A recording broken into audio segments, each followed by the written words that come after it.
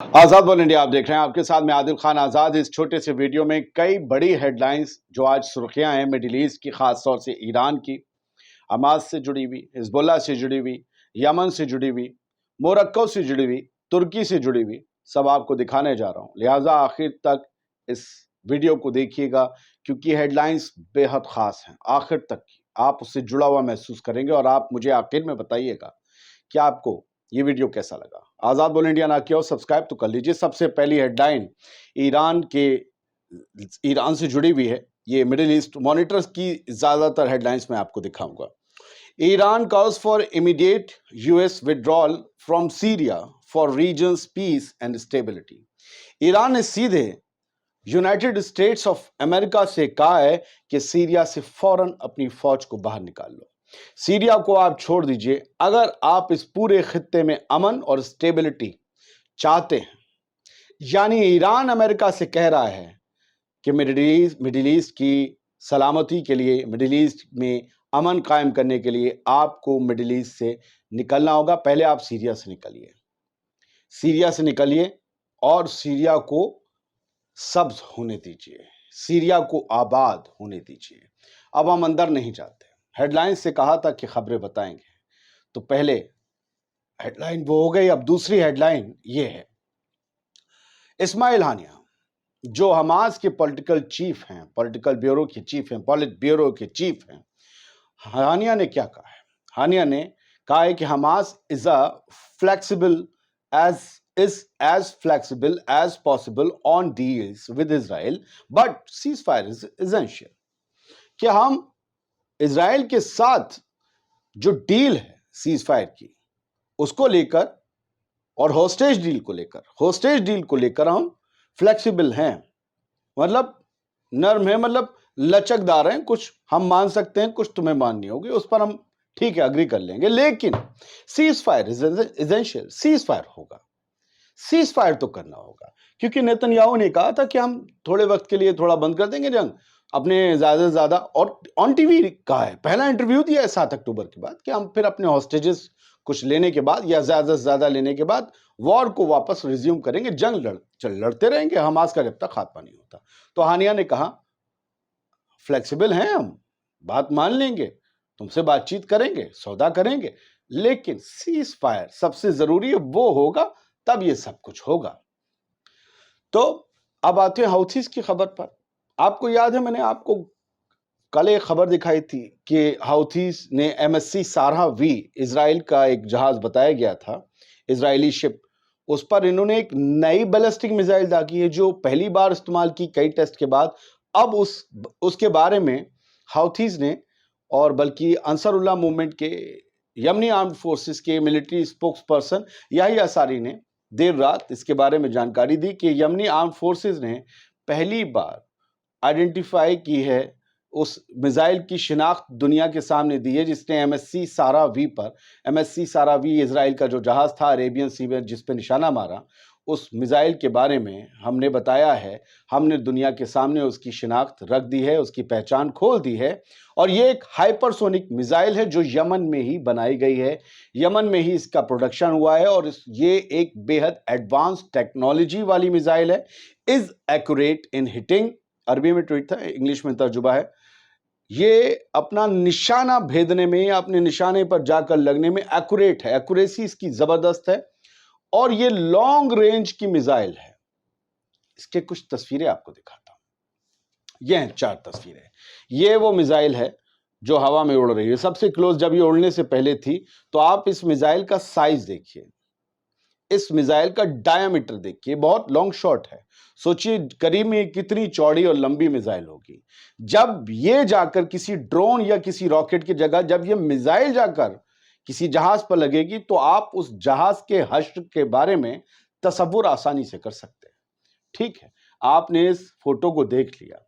अब इसके बारे में, ये नसरुद्दीन आमिर हैं, और ये हैं कौन? अंसारुल्लाह मूवमेंट के ही ये एक लीडर हैं, और इनके बारे में बताया जाता है कि जो यमनी आर्म्ड फोर्सेस का जो मीडिया है उसके ये बहुत बड़े ओहदेदार हैं। ये चेयरमैन हैं बोर्ड ऑफ डायरेक्टर्स के यमनी न्यूज़ एजेंसी सबा के, और वाइस चेयरमैन हैं अंसार अल्लाह मीडिया अथॉरिटी के। भाई साहब ने وہ یہ 4 تصویریں شیئر کی اور انہوں نے یہ بتایا کہ یہ وہی ہائپرسونک بیلسٹک میزائل ہے اور بیلسٹک میزائل آف ٹائپ ہے حاتم 2 اس کا نام ہے، حاتم 2 جیسی یہ ہے، حاتم 2 میزائل نام یاد رکھیے گا۔ اسی سے MSC ساراوی پر جو اسرائیلی جہاز تھا اس پر حملہ کیا گیا ہے۔ لیکن یمن کے ہاؤتھیز نے صرف اس پر حملہ نہیں کیا، اب اس کے بعد یہ ان کی تو روز کی عادت بن گئی، پتہ نہیں یہ لال ساگر میں پورا ٹریڈ ٹھپ کر کے مانیں گے، کیونکہ دنیا بھر کے ٹریڈ کو نقصان تو ہو رہا ہے۔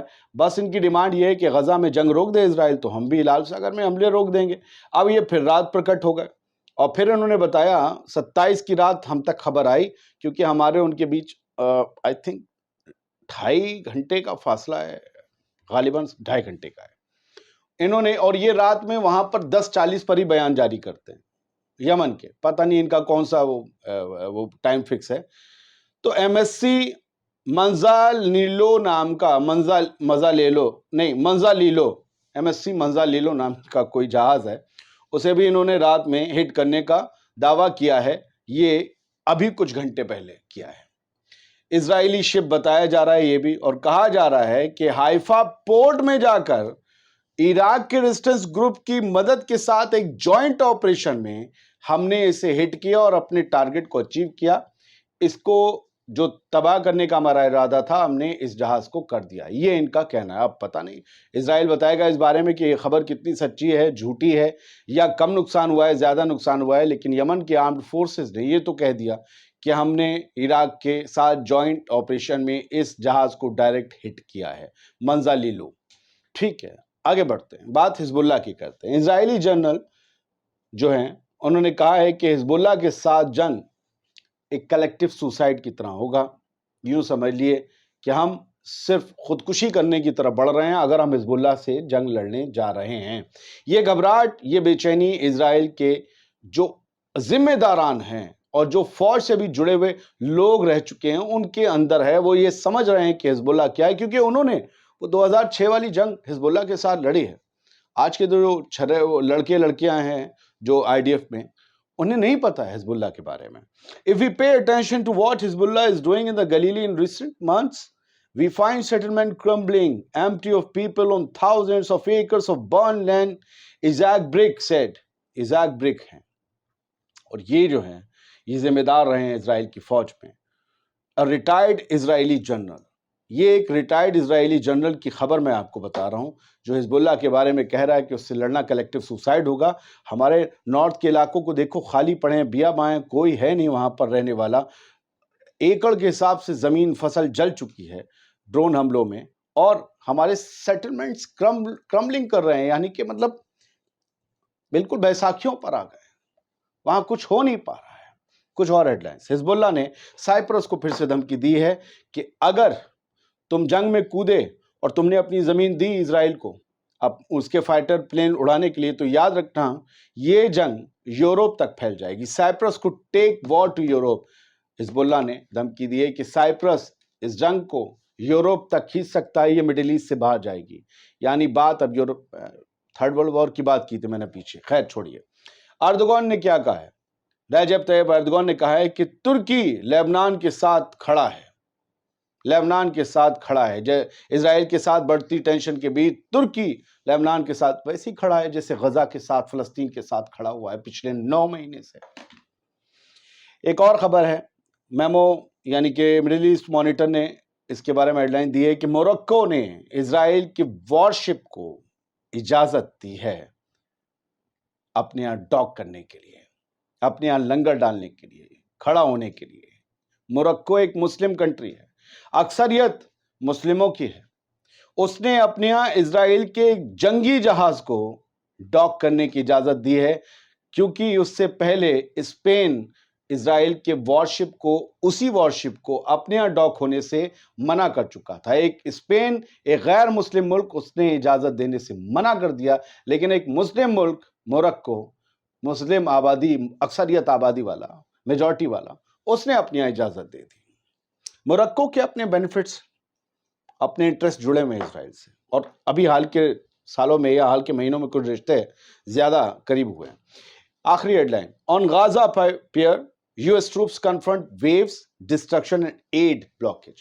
جو غزہ میں امریکہ نے ایک پورٹ بنایا تھا پانی پہ تیرنے والا 370 میٹر لمبا ہے شاید، اسے بہت غزہ کی خطرناک لہروں کا سامنا، غزہ کی لہریں بہت خطرناک ہوتی ہیں، غزہ کا سمندر بڑا خطرناک ہے، پانی بہت خطرناک ہے، زمین بھی بڑی خطرناک ہے، لیکن غزہ کے خطرناک سمندر کا سامنا کرنا پڑ رہا ہے US کے اس پیئر کو، US کے فوجیوں کو اس پیئر پر خطرناک لہروں کا سامنا کرنا پڑ رہا ہے۔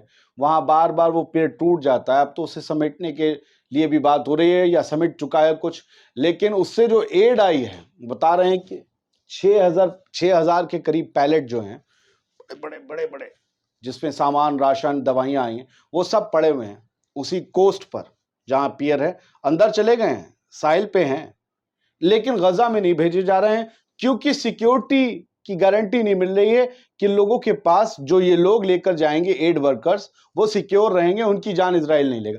اسرائیل امریکہ کے ساتھ کوسٹ پر سامان تو اتروا رہا ہے، لیکن اسرائیل اس بات کی گارنٹی نہیں دے رہا ہے کہ یہ سامان غزہ کے لوگوں کے پاس لے جانے والے صحیح سلامت رہیں گے۔ آپ ہپوکریسی کی ڈپلومیسی کی ہپوکریسی اور ہائٹ سمجھ لیجئے۔